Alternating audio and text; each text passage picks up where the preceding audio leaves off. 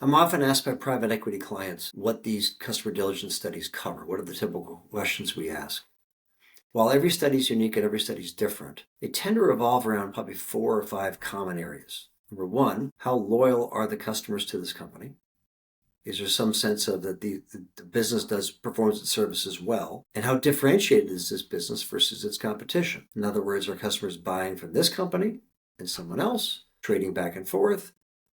Or is there a really strong preference, and there should be, for the company we're speaking of? Another area we focus on is what's the outlook for doing more business with this company?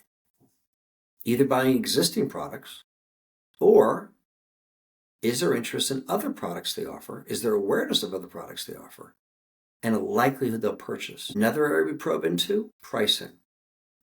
It's never asked straight up, how would you rate them on price? But we poke around with 3 or 4 different types of questions to get a sense for essentially pricing power or the lack thereof. And what's the outlook? There could be some margin pressure going forward. And lastly, if the company you're considering acquiring is promoting its new products as the new best thing in town, we'd like to validate that and ask about those and determine how many customers are really interested in these products. We did a study recently, and in the sim, they talked about these 3 new product lines being the best thing out there. They're hanging their hats on this. In fact, much of their growth is based upon this.